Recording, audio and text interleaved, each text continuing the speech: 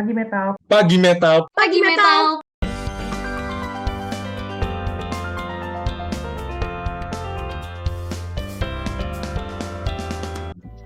Pagi Metal, Pagi Metal, Pagi Metal. Perkenalkan, nama gue Kenafi Amrullah dari Departemen Teknik Metalurgi dan Material Angkatan 2021 sebagai Badan Pengurus Humas IMET 2022. Nah, di sini gue lagi sama salah satu orang ganteng dari Angkatan 2020 nih. Dan gak cuma ganteng aja, tapi dia lagi banyak ikut kegiatan-kegiatan yang seru dan keren banget. Mungkin boleh banget nih buat Abang boleh kenalin dulu nih. Oke, thank you Amku atas waktunya. Pagi Metal, kenalin nama gue Muhammad Akmal Fariza, bisa dipanggil Akmal. Gue dari Metal Angkatan 2020. Salam kenal semuanya. Oke, salam kenal Bang Akmal. Nah, mungkin Bang, lu sekarang lagi kesibukan lagi apa aja nih Bang? Oke, dari gue sendiri, gue kebetulan lagi jalan beberapa organisasi dan kepanitiaan, diikutin juga lagi magang suatu komite gitu. Nah, gue lagi running di ada organisasi namanya Student Axios Jakarta Chapter, sama gue juga aktif di UKM Taekwondo UI, dan gue lagi magang di Indonesian Youth Diplomacy atau Y20 Indonesia 2022. Wah, sibuk banget ya Bang. Oke, gue jadi penasaran nih Bang. Nah, mungkin pertanyaan gue pertama, tadi kan lu sempat mention Student X CEO. Nah, Student X CEO itu apa sih Bang? Sama sebenarnya gimana sih cara masuk organisasinya? Oke, jadi secara kasar aja nih ya, Student XCO itu kurang jauh sama aja kayak organisasi lain. Dia NGO, organization non-governmental. Fokusnya mainly tentang creating future leader based on business. Jadi di mana dia tuh memfasilitasin para membernya untuk ngasih kita akses koneksi kepada corporate, petinggi corporate. Mungkin bisa melalui mentoring atau mungkin dari webinar dan segala macamnya. Nah, untuk cara masuknya kebetulan pas itu kayak oprek pada umumnya sih, nggak jauh dengan organisasi lainnya. Kalau nggak salah di bulan Desember itu udah mulai oprek membernya, dan berbagai macam divisi di sana bisa diikutin. Ada rangkaiannya juga gitu sih pasarnya. Wah, oke. Gue jadi tertarik nih.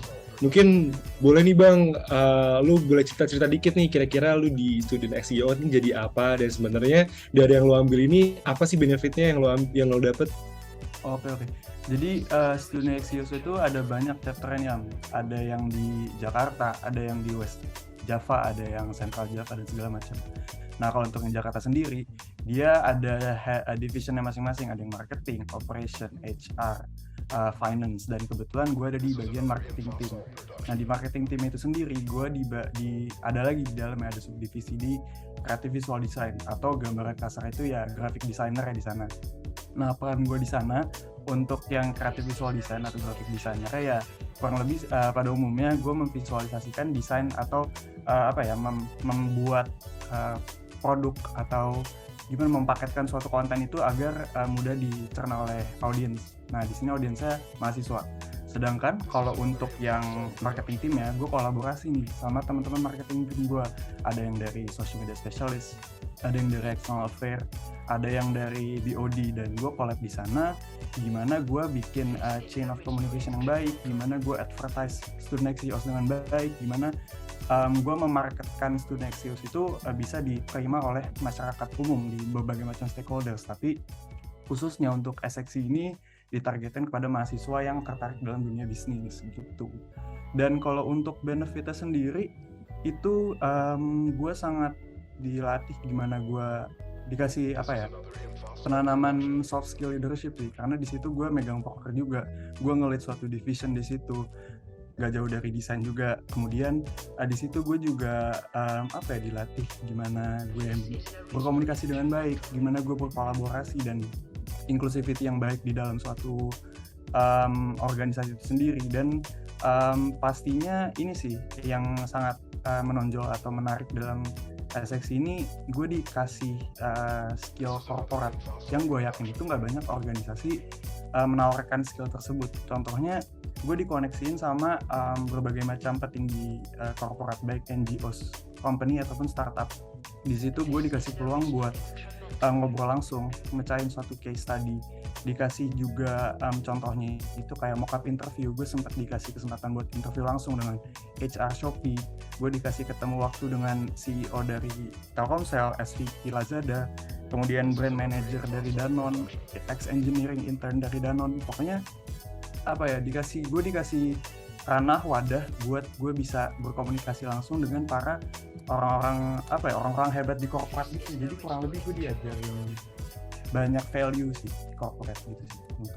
Wah, menarik banget sih. Berarti emang benar-benar beneficialnya yang lu dapet banyak banget ya Bang ya? Banyak banget. Oke, berarti kayak emang skill humas lu yang dulu kepake juga berarti sekarang ya, pas sekarang lu di CEO. Jadi kalau menurut gue sendiri, gue masuk Essex ini sebagai apa ya, ajang pembuktian gitu loh. Gue udah dapet dasaran nih dari IMET.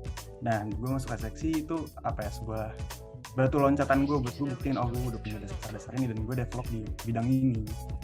Oke, keren banget nih. Nah, mungkin tadi udah ngebahas-bahas nih Bang tentang student ex CEO nih.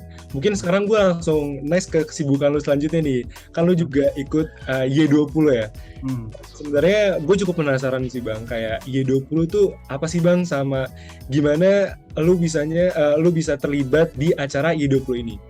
Oke, jadi mungkin yang umumnya orang-orang tahu itu kan G20 lah, atau mungkin G20 atau B20 atau semacamnya. Nah, Y20 ini kurang lebih sub-branding dari G20 itu sendiri. Singkatan itu kan U20 ya, jadi kurang lebih Y20 itu gambaran kasarnya involvingnya pemuda delegasi yang muda-muda untuk melakukan diskusi tentang isu-isu global yang lingkupnya masih negara-negara yang tergabung dalam G20. Jadi kemarin itu mereka, para delegasi itu discuss di, kebetulan Jakarta kan di tuan rumah ya, jadi kemarin mereka datang ke Jakarta dan Bandung buat discuss tentang 4 isu tentang youth diplomacy, inclusivity and diversity, digital transformation, kemudian livable and sustainable planet. Itu mereka diskusi tentang isu-isu tersebut dan menghasilkan suatu communique namanya. Nah, gue sebagai intern di sana, sebagai intern di communication office, terlebihnya di graphic designer, gue tuh tugasnya menjaga eksistensi dari penuansaan dari community itu, karena community itu akan dibawa sampai ke G20 di bulan November nanti. Jadi gue tugasnya sebagai, ya gak jauh-jauh dari marketing, gue memarketkan si community itu biar eksistensi penuansaannya masih kerasa sampai November nanti gitu gue. Dan untuk daftarnya kebetulan gue ada kayak kumpulan temen yang suka ngasih jarkoman atau share tentang buka peluang magang atau peluang volunteer, atau ya kurang lebih ngasih loker gitu lah. Nah, kebetulan gue nemu Y20 di LinkedIn sama Instagram, dan gue coba dan alhamdulillah dapet di situ. Oke, keren banget ya. Berarti Y20 ini gede banget ya Bang ya. Dan sebenarnya gue ada terpintas next question lagi nih Bang. Tadi mungkin yang pertama ada bidang apa aja sih Bang di Y20, dan yang kedua karena tadi Y20 ini gede banget, hubungannya juga sama negara-negara lain. Gimana sih cara kerjanya di lingkungan sebesar ini gitu Bang?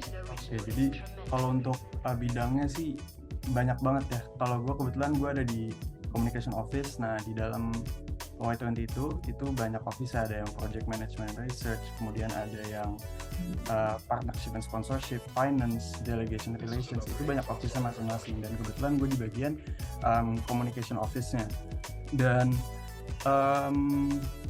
untuk cara kerjanya di sana itu bisa dibilang sih gue kaget, tapi nggak terlalu kaget, karena jujur semua yang udah gue dapetin, semua yang udah gue rasa di dunia kampus itu bisa di-apply di sana. Karena kebetulan ini memang pengalaman pertama gue bekerja di dunia, bisa bilang dunia profesional gitu ya, yang gue berhubungan dengan stakeholder baik nasional maupun internasional. Dan jujur value-value yang gue dapet di IMET, di organisasi tingkat kampus, tingkat departemen, dan tingkat UI itu gue bisa bilang bisa di-apply di sana. Mungkin yang bikin gue kaget sedikit itu environment-nya, mungkin bisa dibilang yang sangat fast pace, yang sangat cepat. Mereka maunya segalanya cepat, baik kerjanya continuously lah, mungkin responsibility-nya bisa banyak dalam satu waktu, itu sangat minim. Jadi mungkin peran untuk lebih adapt cepat itu sangat dibutuhkan sih untuk kerja di lingkup kayak gitu. Oke, thank you banget nih Bang. Banyak banget nih info-info yang gue dapetin dari Y20. Karena sejujurnya tuh banyak banget orang-orang yang dengerin tentang G20. Jadi banyak banget nih orang-orang nih yang sekarang lagi nonton bisa tahu juga nih tentang Y20. Oke, mungkin gue bakal ke next topic nih. Mungkin tadi tentang dunia-dunia organisasi, hal profesional. Sekarang Hmm. lebih ke hal yang bener-bener keren nih, cowok banget. Mungkin tadi lo sempat mention tentang taekwondo nih Bang. Ah, Dan sebenarnya gue cukup penasaran. Sebenarnya tuh lu ikut taekwondo tuh udah berapa lama sih bang? kalau gue sendiri kebetulan gue dari SMP sih. Pas itu startnya masuk SMP, abis itu berhenti soalnya SMA gue nemu passion baru. Jadi gue memutuskan untuk stop dulu. Dan pas kuliah ada lagi, gue coba lagi. Coba lagi. Oke, awalnya di SMP ya bang. Hmm. Dan sebenarnya lu tuh sekarang sabuknya udah sabuk apa nih bang? Dan sebenarnya kejuaraan apa aja sih yang ada di taekwondo tuh? Oke, kalau sabuk mah gue masih gak jago-jago banget lah. Adalah sabuk bapak. Kalau untuk taekwondonya, kalau untuk kejuaraan, kebetulan untuk UKM Taekwondo itu mereka aktif di baik nasional sama internasional nih. Mungkin salah satu motivasi gue pengen ikut coba lagi taekwondo karena gue sempat emang udah nyari sebelumnya tentang taekwondo UI dan ternyata mereka emang sering ikut kejuaraan internasional. Salah satu yang dilangganin itu sama mereka adalah Malaysia sama Jepang, apa namanya Wata Open. Kebetulan kalau kondisinya offline dulu itu mereka atlet-atlet UKM Taekwondo itu sering lomba ke pokoknya selalu ngirim delegasi untuk lomba di Malaysia maupun Jepang. Tapi karena mengingat kondisi COVID itu memang kejuaraan biasanya diganti jadi online. Nah mungkin orang masih bingung kejuaraan taekwondo online itu kayak gimana.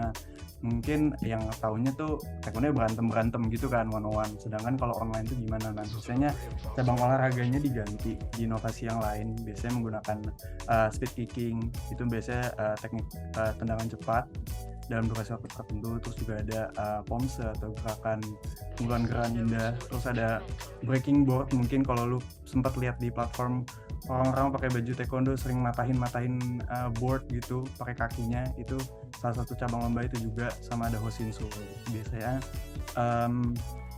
proteksi diri gitu lah, cara mereka proteksi diri.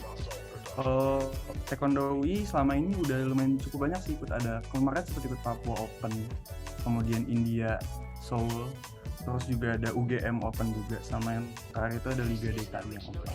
Terus yang Oke, banyak banget berarti ya jenis-jenis lomba taekwondo ini ya bang? betul. Oke, menarik banget nih. Sama nih Bang, kemarin nih gue denger-denger nih Bang, balik lagi gue denger-denger nih.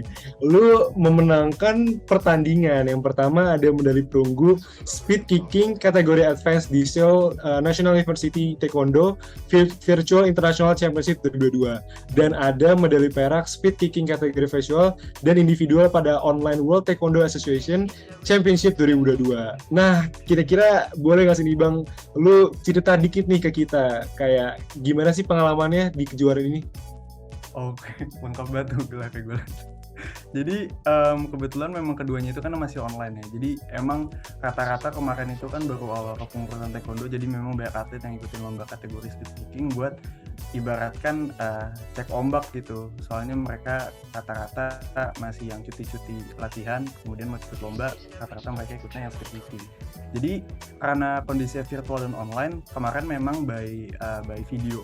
Kita submit video, kita take video kemarin di Rumawa UI. Kemarin kita sempat latihan preparation buat taking video. Jadi memang prosesnya nggak kesana langsung, nggak, karena ini sifatnya online, jadi masih by video aja, take videonya.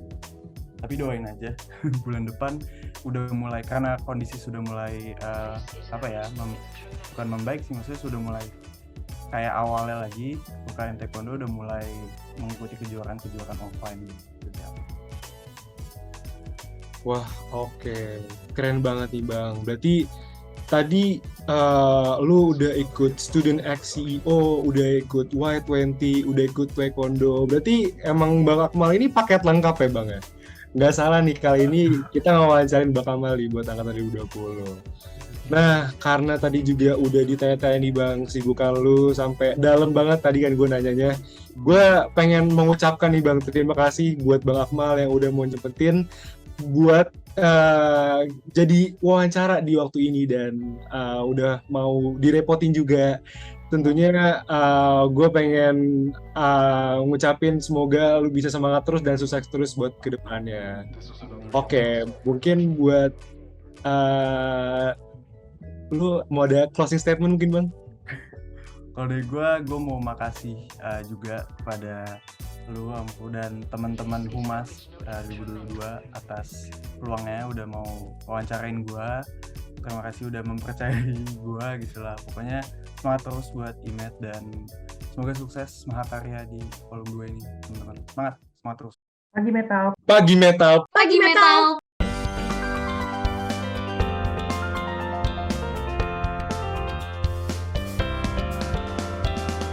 Pagi Metal, Pagi Metal, Pagi Metal. Perkenalkan, nama aku Anantia Dea Prameswari, biasa dipanggil Tia, dari Teknik Metalurgi dan Material Angkatan 2021, selaku Badan Pengurus Humas IMET FTUI 2022. Selamat datang di Mahakarya Volume 2. Di sini aku bakal ngewawancarai salah satu orang dari Angkatan 2019 yang punya banyak banget nih prestasi. Mungkin boleh nih Kak Caca langsung kenalan. Oke, halo semuanya, warga metalurgi maupun warga non-metalurgi. Perkenalkan, nama saya Marsandari Madani, bisa dipanggil Caca dari Angkatan 2019. Oke, halo Kak Caca.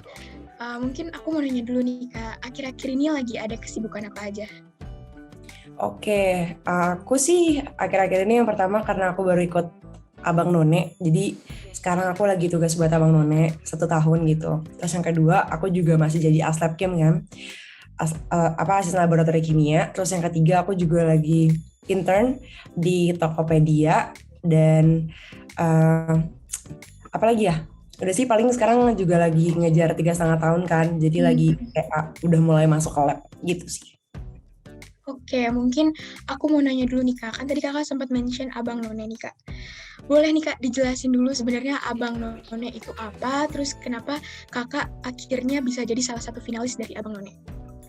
Iya, jadi makanya kalau misalnya Abang None itu apa, mungkin harusnya sih ya kalian juga udah pernah tahu gitu Abang None itu kayak gimana, bentuknya kayak apa gitu. Jadi sebenarnya kayak sesuatu bisa dibilang kontes sih gitu kan. Jadi untuk menemukan lah anak-anak muda yang bisa jadi duta pariwisata. Kebetulan aku ikut Abang None tuh Jakarta Selatan. Jadi ibaratnya spesifiknya adalah aku ya gimana caranya mempromosikan Jakarta Selatan, kayak gitu, dari pariwisatanya, sejarahnya, pemerintahannya, tata kotanya, atau mungkin daerah-daerah yang ada di Jakarta Selatan kayak gitu. Dan emang untuk Abang None ini sendiri fokusnya itu bagaimana cara kita nge-promote, influence orang di sekitar kita, dan berhubungan langsung sama masyarakat dan juga ke pemerintahan. Kurang lebih kayak gitu sih.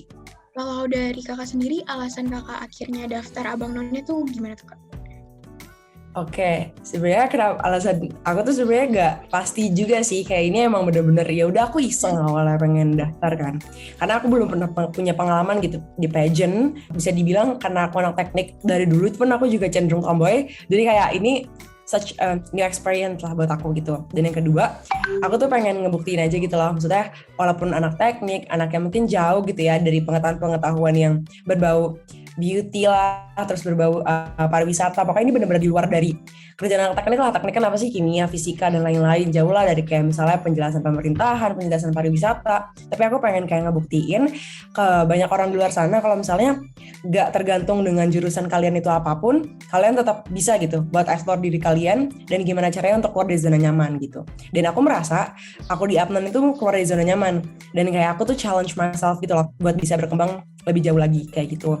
Dan aku juga sangat menggagas banget namanya woman empowerment, dan dengan aku ikut ke Abang None, aku tuh pengen gitu loh kayak ya bisa menjadi salah satu sosok buat woman empowerment itu. Apalagi terlebih lagi ya, teknik kan kita minim ya anak ceweknya gitu. Jadi kayak ya siapa tahu dengan aku menjadi Abang None, aku bisa meningkatkan gitu kayak woman empowerment dan juga bisa menginfluence orang-orang di sekitar aku. Kalau misalnya perempuan tuh nggak cuma sampai sini aja gitu loh geraknya, tapi perempuan tuh bisa bahkan bukan yang menyaingi ya, tapi bisa setara dengan laki-laki, bukan dalam kodrat tapi dalam hal pekerjaan atau mungkin responsibelnya kayak gitu. Oke, keren banget sih Kak. Dan mungkin boleh juga nih Kak ceritain sedikit pengalaman selama Kakak ikut Abang None kemarin. Terus dari yang tadi Kakak kan mungkin ekspektasi Kakak pas ikut Abang None ya. Mungkin boleh juga nih Kak, setelah ikut Abang None, added value apa yang udah Kakak dapetin? Oke, karena balik lagi, karena Abang None itu berkaitan erat banget sama yang namanya communication ya. Cara kita meyakinkan orang, cara kita mengemukakan pendapat, cara kita menjawab pertanyaan gitu. Dan hal ini tuh bener-bener di luar ekspektasi aku gitu. Jadi waktu pertama kali aku daftar Abang None, aku mikir kayak, bukannya aku sombong ya, ini bukan aku sombong, tapi kayak aku ngerasa ya udahlah karena kita anak teknik udah biasa berorganisasi, terutama anak metalurgi kan, udah biasa banget nih interaksi. Jadi kayak skill interaksinya tuh udah ya udahlah pasti udah bagus banget gitu kan. Jadi kayak aku udah ngerasa ya skill komunikasi aku di metalurgi nih karena semua hal yang aku lakuin udah terbilang bagus gitu. Dan waktu aku ke Abang None, ternyata orang yang satu skill sama aku tuh banyak banget gitu, dan bahkan lebih daripada aku. Dan justru malah aku tuh ngeliat itu sebagai opportunity atau peluang buat aku gitu loh, buat semakin berkembang. Dan aku sangat berterima kasih sama metalurgi, melalui interaksi aku jadi nggak ketinggalan jauh dari teman-teman aku yang mungkin lebih tinggi daripada aku dari hal skill komunikasinya gitu. Malah makin membuat aku yakin gitu loh, dan malah nge-support aku gitu dalam hal skill public speakingnya, karena iya aku di kuliah aja kerjaannya ya udah kan interaksi dan lain-lain. Jadi ya ini sih agak berkorelasi lah ibaratnya, sebab akibat, karena aku dapat banyak hal di interaksi di metalurgi, terus aku harus public speaking lagi di Abang None, ya itu udah ngebantu walaupun emang banyak yang lebih, cuman aku tuh nggak susah gitu loh buat beradaptasinya. Itu yang pertama. Terus yang kedua, aku tuh kan kemarin karantina 1 bulan penuh ya, jadi bisa dibilang itu full banget sih. Aku ya buktinya aku sampai nggak buka HP, pokoknya emang bener-bener fokus untuk karantina. Jadi kayak banyak beberapa hal yang mungkin nggak aku urusin gitu di saat itu, jadi fokusnya cuma di Abang None. Terus yang paling berkesan itu jadi waktu itu lagi ada malam final namanya, jadi kayak ya akhir dari rangkaian kegiatan Abang None. Aku tuh senang banget, berkesan banget karena semua ada beberapa anak metal, lumayan banyak anak metal angkatan aku tuh datang buat nonton aku. Kayak gak tau sih, aku ngerasa kayak kekeluargaan banget gitu. Dan ya udah aku udah tonton keluarga, siapa yang nggak senang sih gitu kan. Jadi kayak ya udah aku sempat juga kayak kalau misalnya disebut kayak Marsan dari Madani dari teknik metalurgi dan material, kayak I'm super proud gitu loh. Kayak gue anak teknik metalurgi dan material, dan banyak teman-teman gue yang nonton. Terus kayak halayak umum juga tahu gue anak teknik metalurgi dan material. Yang pertama, gue bisa ngebanggain nama departemen juga. Dan yang kedua, ya itu gue bisa coba gimana caranya nge-influence orang lain. Kayak mungkin sekarang nih lo, atau mungkin anak-anak metalurgi yang lain gitu, misalnya pengen ikut Abang None ataupun bentuk pageant atau competition apapun itu, kayak ya udah go ahead gitu. Nggak ada salahnya, karena pertama itu juga bagus buat diri lo sendiri, dan lo bisa ngebanggain nama departemen juga. Itu. Dan yang selanjutnya banyak banget culture shock sih, karena gue kan tomboy banget, jadi ada beberapa hal yang feminim lah ya gitu, dan ya itu harus gue adaptasiin. Tapi itu bukan hal yang negatif, tapi justru malah hal yang positif, karena gue belajar banyak intinya di Abang None gitu. Oke, tadi kakak sempat mention karantina 1 bulan, terus berarti sebelum karantina juga ada persiapan-persiapan buat Abang None ini. Nah, di tengah kesibukan kakak ngurusin Abang None, aku dengar kakak tuh termasuk yang cepet ya kak sempronya. Nah, itu boleh nggak tuh kak diceritain, ada alasan tertentu nggak sih kakak cepet nih sempronya, terus mungkin mimpi kakak setelah kuliah tuh mau Tapi ngapain? kalau misalnya ditanya mimpi itu gue paling susah sih jawabnya. Jawab yang sebelumnya aja dulu ya, yang alasan gue sempro. Sebenarnya karena kayak udah capek aja gitu, jujur banget udah capek banget kayak belajar dan segala macam. Bukan artinya gue malas belajar, enggak, bukan gitu, cuman kayak menurut aku tuh lebih suka kayak ya udah kalau bisa dilakuin 100 kenapa harus dilakuin 10 gitu. Kayak aku tuh pengennya cepet gitu loh, kayak ya udah gitu go ahead. Dan aku tuh sebenarnya punya cita-cita juga sih sebenarnya. Jadi pas aku lulus, aku tuh pengen coba ngabdi dulu sih. Jadi bukan kerja, tapi aku pengen coba cari kayak semacam kerja sosial gitu, tapi di daerah gitu. Aku pengen coba lah paling 6 bulan. I'm dedicated myself ke hal yang kayak gitu. Nanti baru aku masuk kerja. Cuman itu kan mimpi aku, maksudnya mimpi kecil, nggak tahu terrealisasikan atau enggak. Dan sebenarnya alasan lainnya apa ya? Karena kayak aku bingung gitu loh, aku harus ngapain di semester kemarin, karena kebetulan kan aku udah lumayan ngambil banyak ya SKS-nya dari semester 1. Jadi kayak ya udah mulai kosong, jadi ya udah aku isi aja sama seminar gitu. Dan to be honest sih, pas dijalanin terus aku ikut Abang None, itu sehektik itu dan pusing itu sih. Sumpah itu sepusing itu. Mungkin kalau nggak ketolong liburan, kayaknya aku nggak tahu deh aku kayak gimana. Cuman intinya itu sepusing itu, dan every single step yang aku lakuin itu pasti ada resikonya kan. Dan menurut aku kemarin pas aku ikut Abang None dan aku ngambil sempro, ya resikonya itu ya bener-bener no lab lah. nggak tidur, nggak apa, bener-bener pulang karantina aku langsung ngerjain subuh-subuh, langsung ngerjain seminaran, terus kayak belum lagi kan setiap aku mau karantina di Apnon kan aku harus dandan ya, jadi kayak perlu waktu banyak kan gitu ibaratnya. Jadi kayak ya gitulah, manajemen waktu aku diuji banget, skala prioritas aku diuji banget, dan ya mau nggak mau harus berpikir positif, karena kalau misalnya berpikir negatif nggak bakal jalan semuanya, dan ikhlas sih sebenarnya itu sih hal-hal yang mungkin kemarin tuh hektik tapi seru dan banyak banget edit yang aku dapat. Oke Kak, berarti kan kemarin pas hektik itu benar-benar manajemen waktu Kak Caca diuji banget nih. Nah mungkin boleh nih Kak, kasih tips and trick buat kita semua cara manajemen waktu Kakak. Ada tips and trick sendiri nggak? Sebenarnya menurut aku tipikal manajemen waktu tiap orang tuh beda-beda ya, tergantung sama kamunya sendiri gitu. Kamu prefer untuk meluangkan waktu untuk apa, mendahulukan yang mana. Sebenarnya manajemen waktu ini juga bisa dikaitin dengan skala prioritas gitu. Kalau aku pribadi tetap skala prioritas aku ya akademis aku gitu, dan dari Abang None pun juga ya that's fine gitu kalau misalnya emang tentang akademis gitu kan. Dan memang aku tuh sebisa mungkin gitu kan, aku kalau misalnya kayak aku tuh mulai sore gitu kan, mulai sore kalau karantina pulangnya ya malam ke subuh lah ya kayak gitu. Nah aku pulang tuh aku bener-bener kalau misalnya waktu istirahat ya istirahat, terus waktunya aku belajar ya aku belajar, terus waktunya aku ngerjain seminar ya aku ngerjain seminar gitu, kayak nggak ke-distract sama hal lain. Makanya banyak banget hal-hal yang mungkin hal-hal yang kayak nongkrong sama temen aku relain, nggak punya waktu sama keluarga juga aku nggak ada waktu gitu. Bener-bener fokusnya ya udah kalau nggak seminar sampai akhirnya aku di selang-selang karantina kan aku sempro kan, dari situlah baru mulai aku bisa nafas kayak ya udah sempro ya udah selesai tinggal revisi gitu. Intinya kalau manajemen waktu tentuin dulu aja sih mana yang prioritas banget dan mana yang menurut kamu paling urgent dan paling krusial gitu buat dilakuin. Itu sih paling. Oke, makasih nih Kak buat tips and triknya. Terus tadi kan Kakak sempat bilang juga kalau kesibukan Kakak salah satunya masih jadi aslab kim ya Kak. Nah, dilihat dari situasi sekarang nih Kak, kan kuliah tuh mau masuk ke masa-masa offline. Nah, kalau misalkan dari aslab sendiri nih, udah ada persiapan gitu nggak nih Kak, menuju ke perkuliahan offline? Buat aslab, iya jelas sudah ada sih. Kemarin juga kan kita lagi penerimaan buat aslab baru yang angkatan 20. Kita lagi penerimaan, dan kemarin juga buat penerimaannya dan proses seleksinya udah ada beberapa juga yang offline. Buat misalnya cara menggunakan alat, cara membuat zat, kayak gitu-gitu. Dan kemarin kebetulan juga kan waktu pas aku Abang None dan juga waktu sempro kan lagi libur, jadi lab juga nggak running kan, baru runningnya akhir-akhir ini gitu. Dan kayaknya ini semua lab pasti nyiapin buat offline.